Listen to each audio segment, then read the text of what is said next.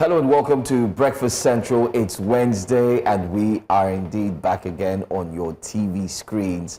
My name is Joe Hansen. My name is Olive Emodi. We're glad to be here. Thank you for starting the day with us. It's the midweek edition of Breakfast Central, and for the next 3 hours, we'll be taking a tour around Nigeria, bringing you the biggest stories. And we're beginning this morning with Onitsha, I believe. Absolutely. But right before we begin with Onitsha, we must applaud where work is being done. We must always give credence to listenership and the ability to listen. And I want to say so because Lagos State is starting to become, to get lit. We can see the street lights, they're being mounted. The government is working hard to ensure that the dark spots become brighter. But not all areas have experienced it. But this morning I was shocked. To see some areas on the island, the lights were up, and I said, okay, this is good. So, like where I come from, they say when you do good, of course, you receive the commendation. When you also act poorly, you receive of course, you know what it is. So, keep it up, and kudos to Lagos and Lagos State government for listening, because we've screamed here non-stop, including Benga Borowa, who happens to be a co-anchor. He had a report where he toured around Lagos and showed how dark Lagos really is. And it seems like the impact of that report and other comments across board has helped the government to indeed sit up. And that's what we talk about it whenever we say you need to call the government to order, especially speak truth to power. And that's what we're here to do. Not to criticize overly all the time, but to also commend. And we're starting the show to say, well done, Lagos State. Thank you so much for listening to the calls and the cries of the people about how dark the state is. The next step will now be for Lagos State to work hard on ensuring that the potholes are indeed sorted out and the roads and the construction are indeed done on time. Hopefully, those on Lekki-Ekpe Expressway will be able to manage the traffic. Also, the Lagos-Calabar road is a good one because it's helping everyone who passed through that entire stretch to be able to manage themselves, avoid too much traffic or staying in traffic. If you're on the Lekki-Ekpe corridor, you can move to the coastal road, and that will also help. But then again, thank you so much for joining us this morning. We just had to start on that good note because, like they say, when it's good, and we will do our job as media practitioners to applaud as soon as we can. Absolutely. I'm glad that you started on that note. Yep. We look forward to seeing more streets being lit. We want Lagos, a properly lit Lagos. But now let's move away from Lagos to a conversation that began yesterday here on Breakfast Central. The Onitsha Main Market was barricaded on Tuesday by heavy deployment of police, military and other security agencies, enforcing a one-week closure ordered by Anambra State Governor Professor Chukwuma Soludo after traders defied the government's directive to reopen on Mondays amid a prolonged sit-at-home imposed by non-state actors in the southeast. The closure followed the governor's on-site inspection of the market on Monday, where he announced the shutdown after market leaders and traders refused to resume business despite repeated government assurances and security guarantees aimed at restoring normal economic activities disrupted by the sit-at-home, originally linked to separatist agitation and threats of violence. Security personnel supported by armored personnel carriers and patrol vehicles sealed all entry points, keeping shops locked and restricting movement as traders gathered around the area.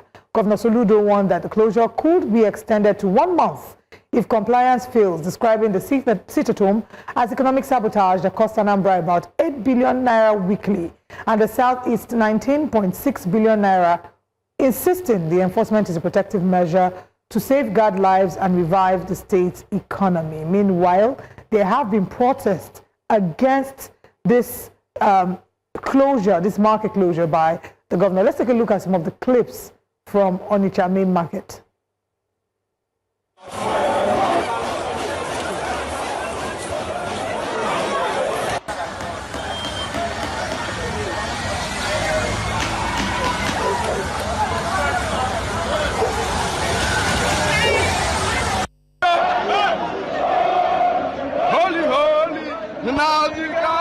He's another Savior. Holy, holy. He's another Savior.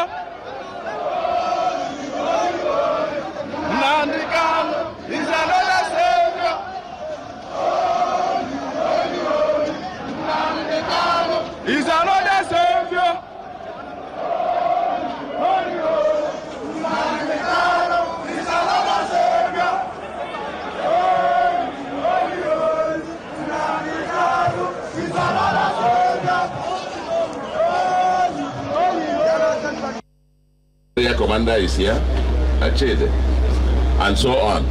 This whole area, we're going to cordon it off in the first instance for the first 1 week. If we come on Monday and it is locked and any shop is not, we'll lock it for 1 month. No, no, even now, one. Only choice of your beer, only choice of your now. Are you hearing me? Only choice of your making it or now.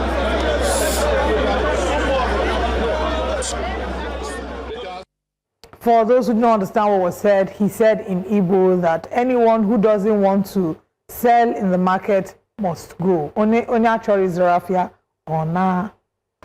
Okay, we began this conversation yesterday and we have the former National Publicity Secretary for Hanes Igbo joining us to talk about it.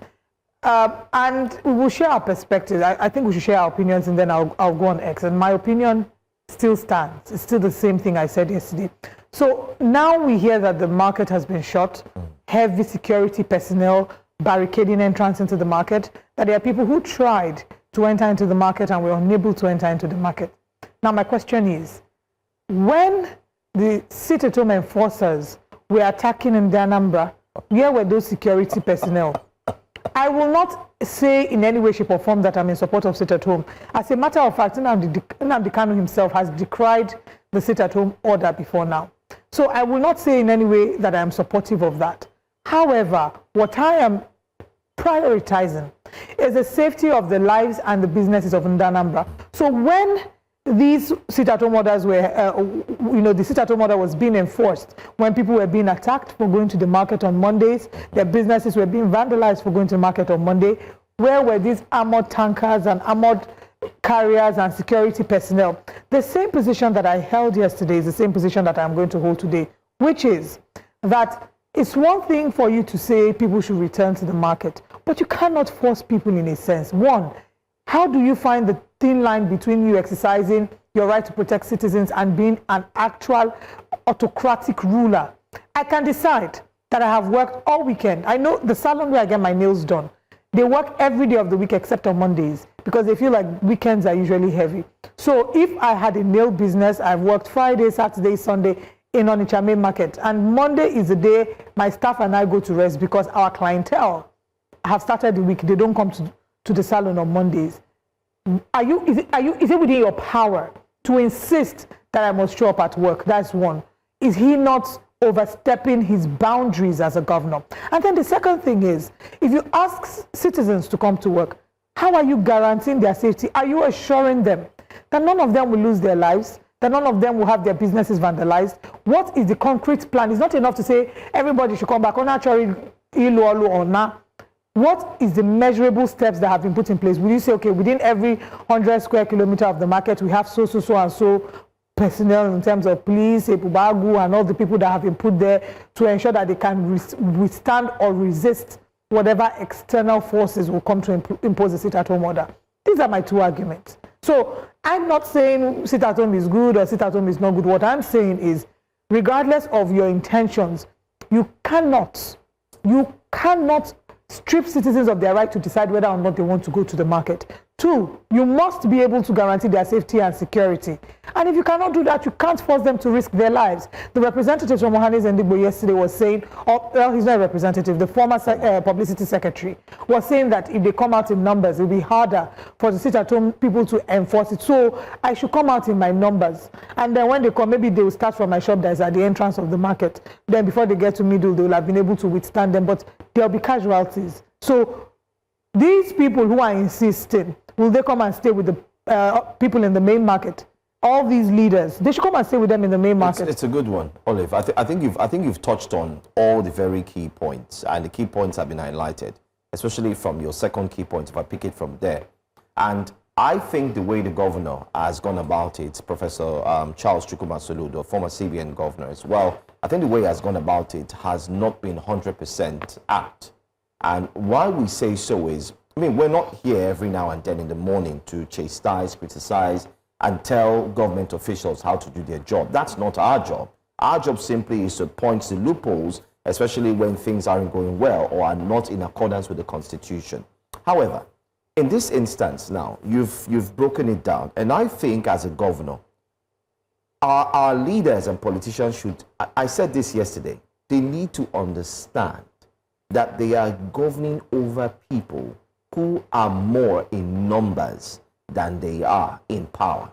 There's this notion that, oh, as long as I have the staff, I can command and wield it whichever way I choose, and therefore the sheep must bow to me whenever I tell him to do so. But another question is, if you beat a sheep so much, what happens to that sheep? It runs away. It becomes rebellious at a certain point, even though we know that a sheep is meant to be meek. So my point is, I think dialogue would have been the best way. Call the council people in the market. Every market, especially in the East. It was even the Easterners that came to Lagos, that's what I learned, and also amplified this thing about market heads, all of that, because it's so predominant in the East there. Remember that the Easterners are used to the boy and Oga, you know, what was that thing called? Where they train you. Master, so they teach you. So they know these things. I've forgotten what it's called. I'm sure our viewers understand what we're saying. Apprenticeship. So, apprenticeship. So I think he would have been able to say, okay, everybody come, let's talk. I need you guys to resume. What do we need to do? I can guarantee you that these people, if they start with the governor, would have highlighted this issue of, how about our lives? What do we do? And then the governor will share what? And then he'll say, okay, fine, what do we do? Have your security chief sit down there with you, and then he can suggest and say, okay, we'll get back to you. And when you get back to them, listen, we're going to provide you the same security that you put there, the armor tanker you put there, is what you would have put for them, and put police officers who are now chasing them away, put them their station and tell them, listen, these guys are there for you. Feel free to resume. They will patrol, there will be a patrol Okada or this that will go around the market. At least let's do this consistently for 6 full months. We need you to activate and start selling. Trust me, we've just said a little here. That's a very good point. Everybody in that market will feel safe. Imagine just sitting down and then you have security men passing and telling you, how is everybody doing? Is there any issue? Then put a phone number they can dial quickly if there's any issue. Then as a governor, don't just add, he just got to the market just recently, and then he had that conversation with them. At some point in time, visit the market in that 6 months, maybe intermittently. Let them see the governor, know that, this man is the man we voted for. Let's not go too far. Remember when the attacks happened in Borno State? The governor went and sat with the people against advice. It's one thing for you to give an order, right, and hand down an order, that's a security person. Yeah. But that's because the market is deserted. That was yesterday. In a deserted market. So I want to give a message. Stop them from opening yes. I want to give a message to Anambra State government. Now, no one is saying that the sit-at-home order is good. No one is applauding. Well, maybe there are some. But from what we see, the majority of the populace want to get back to work. We see what it's doing, how much Anambra's, how much the economy is losing. We see what sit-at-home is making Anambra citizens lose in terms of finances. However, whilst what Governor Chukwuma Soludo might have in his heart might be good intentions, they're not carried out in the best way. As a governor, you have the right to determine when people must and must not open their shops. Does that not mean that you're stripping them of their rights as citizens? As a business owner, you should be able to decide when you want to open your store and when you don't want to open your store, especially because they're not working for the government. Now, we heard about civil servants and their salaries being prorated, and that we can completely understand because these ones are working for the government. So his ability to wield that sort of command ends with the civil servants, not with private business owners who are hustling to pay their bills every day. So that's one. The second bit is, if you ask them to come back to the market, can you guarantee their safety and security? Rather than coming out to put out these laws, show the path, show measurable outcomes, efforts that has been put to provide security for the Anambra. That's what we're saying. As opposed to wielding influence or trying to give out law like you are an autocratic ruler. Let's see what Nigerians are saying. I also feel that I think we should start from his son first. There's a statement he made that I think we want to be very mindful, especially if you have attained the level of a leader. That statement was said if they do anyhow. He said even if he doesn't mind leaving it short to the end of the year. That's one. He said he would lock it to the end of the year. That's statement number one, which I don't think it's a good statement to make. Number two, you said you will even destroy the entire market. It feels like a power play. And these are people have lost their lives because of this sit at home. So it should come from a place of empathy. Understanding, shrouded with empathy, so that you can feel the people and say, okay, let me help you so you can get back up. But, all right. But anyway, and you can go on YouTube and stream live. We're streaming live. Drop your comments in the chat box on YouTube.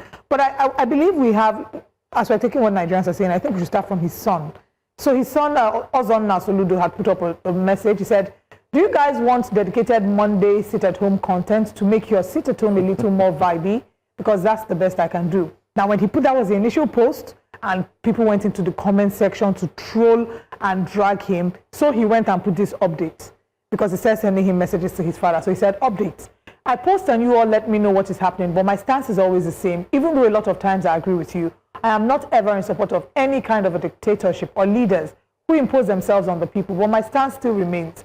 I am not an extension of the government. I am not a mouthpiece or a representative of the government. So if you want to lay out your grievances in my comments, that's fine, but that still remains a long shot from the resolution that you seek. And he puts this very interesting photo. Yeah. Anyway, I think people were going to attack him on yes, they were. Media. That was why he had to update it and add that caveat. I must say, I really appreciated his statement. I mean, it's a mature statement in some way. I mean, if that was PR, that's good PR. Like, hey, listen, okay, what do you want? One Monday content? Listen, I'm not indirectly was saying, take me out. Also, expunge me in a way. So some initially interpreted that to mean that he's downplaying the essence of the sit-at-home, that he's trivializing it because he doesn't understand how they got there. It's why he put up that update. But from that update, you can tell he's not in support of what his father is doing. But at the same time, see if he's the only one. Support. Anyway, that's the statement. But like I said, I applaud that statement because at some point, if you read it carefully, in other words, he's saying, listen, just take me out of this entire thing. I'm here to do content. You want content? I can give you content to help you enjoy your Monday. But don't, Anyway, let's see what Nigerians are saying very quickly. On X, Nigerians are reacting to what's happening in Anambra State very quickly. And there's been a lot of pushback. Do we have tweets, please? Let's see. We've got one All right, it seems we don't have tweets. We'll move on to the next story. But let me take comments from YouTube. Go ahead. Prince Ajibade says, Soludo is an arrogant man. How can you tell a private business owner when to open their shop and when not to? I can decide to open my shop just on Wednesday. How's that his business? Soludo should go and open a shop in the market and be there on Monday with the traders. It's only on law-abiding citizens that they exercise their power. Go and deal with powers. Go and deal with the criminals and the unknown gunmen, he says. Again, this just further buttresses the reactions that we've been seeing on social media. Just to point out, we are not saying here that we're in support of people sitting at home and enforcing sit-at-home order. We're just saying that whatever the decision is being made, it must be for the greater good, and there must be as little as possible casualties. The Anambra don't have to be the casualties for ending this. Many say that the sit-at-home order started by violence and must be ended with violence, and we completely disagree. It can be ended with the government putting its money where its mouth is and sharing with citizens what has been done to protect citizens. But I don't know if we have tweets on that. If not, let's move on to our next story. All right, we have tweets. Anarchy looming. Soludo should have handled this differently. It goes on to say, can't force people when and how to open their businesses. You can do that to schools and banks, but not businesses. That doesn't benefit anything from you as a government. Not security, not loans, no support. Rather, you are the one taking from them. Okay, Belgium says. I thought a professor governor would know better and do better. Sadly, it's still the same story. Just yesterday, I quoted Albert Einstein. We cannot solve a problem with the same mindset that created it. All right? That's from Aneke Jude. Telling them not to obey sit at home, but making them sit at home. Confused government. This was my exact point. You tell them not to sit at home on Monday, and then for the whole week, you then ban them being able to go into the market. Big Emina says, but he can't deploy them on a Monday to make them feel safe to come out and do business. And this is in respect to the security operatives in that marketplace. Well, keep your comments coming. We're streaming live on YouTube, News Central Live, New Central TV Live is where the comments are All right, at. let's move on to our next story because of time. We need to speed things up. President Bola Tinubu briefly stumbled on Tuesday during an official welcome ceremony at the Turkish presidential palace in Ankara shortly after arriving for a state visit to Turkey, or Türkiye. The incident occurred as he walked alongside the Turkish president, Recep Tayyip Erdogan, moments after alighting from his official vehicle and during the rendition of the national anthems of both countries. The president appeared to miss a step, but was promptly assisted by officials and quickly regained his balance, with the ceremony proceeding as scheduled. According to the presidency, the visit is aimed at strengthening Nigeria-Turkey relations, with discussions expected to focus on cooperation in areas including security, education, innovation, aviation, trade, and investment. And there you have it. That's where the president indeed tripped, and not a good sight. But then again, we just want to remind Nigerians that when issues like this happen, we decide on how we tell the narrative. And online, especially on social media, the narrative has been comme ci, comme ça, like they say in French, neither here nor there. You have persons stating clearly that this was how the president fell. There are issues of, oh, it's AI, and the issues of, oh no, there was a metal right there and he kicked the metal and fell. Listen, the president is human, and we must take note of that. And any human in any way or any form can at a point in time fall. So it's not, in quotes, a big deal. And I think we should, as well as Nigerians, be mindful of how we handle narratives so that we do not amplify what is not and then lose the focus of what is. And what is that the president also put out a statement yesterday that they've signed a landmark agreement with Turkey to help train the military and the forces in combating nothing more but the major viper, or you'd say the devil in the detail concerning Nigeria's insecurity crisis. And that's exactly a good story. So on the screen there, he did mention, I'm going to read from the third paragraph, better still the second paragraph, a conversation with practical and forward-looking trade and investment, energy, education, defense, cooperation, peace and security, and the creation of a joint economy and trade committee to unlock new flows of capital and deepen Turkish investment in Nigeria. The last paragraph there says, that's penultimate paragraph, I beg your pardon. At the conclusion of our meeting, 9 agreements were exchanged across defense, education, media, diaspora policy, trade, social development, and institutional cooperation between our foreign ministries. We are building an inclusive economy. We're strengthening peace. Nigeria will continue to engage the world with confidence and clarity. Signed, President Bola Tinubu, that's President of the Federal Republic of Nigeria. So this is what we want to focus on. However, I mean, regarding his fall, I think the only thing I have to say is anybody can fall. Of course. Right? President Tinubu, anybody can miss their step and fall. It can happen to anyone. The reason why we're making a big fuss out of it is because he's the president of the country and because he's much older. Opposition has, criticized this, or they've taken that as a measure of criticism to say he should rather be resting. But the truth is anyone can fall, young or old. If we see through, maybe they talk. But there have been reactions to that as well on X. Let's take some of the reactions on X and then we'll come back to our final story. Someone said, if the cause was indeed the carpet, the responsibility squarely lies with the security team. Knowing the president's physical condition, they should have inspected the walkway in advance. Security is not merely about the visible trappings of black suits and firearms. It is about foresight, prevention, and ensuring the safety of those in their charge. That's a good one. Olufemi Aduwo said. How? So Turkey is to blame? Was the carpet the reason he started darting away from the parade towards his right before he fell? Was the carpet the reason he looked stiff walking as though he needed help? Mr. Spectacular asks. A stumble doesn't define a leader. Age, travel, fatigue, and the unpredictability of life events happen to anyone. Leaders stumble, nations shouldn't. The focus should always be on governance, not momentary optics. Amadou Yahuza says, for care, the mandates where we stand on, they fall. Techman asked, Tinubu fell down in Turkey because he stepped on a metal object, according to Onanuga. Stepped on a metal object, excuse me, at a parade ground that must have been under scrutiny for the past 7 days. This is a very unintelligent and unschooled narrative. Simply admit that he's too weak, sleepy, too fragile, too frail, too tired, too geriatric for such a globe-trotting jamboree. Thank God he didn't say that Tinubu stepped on a screwdriver supply ban on it. Oh my God. Daniel says, during the parade reception isn't the problem. It can happen to anyone at any time. The issue is that his administration has fulfilled the promises he ran with during the campaign season. Hasn't fulfilled the promises he ran with during the campaign season, from addressing the insecurity problem to boosting the economy to benefit Nigerians.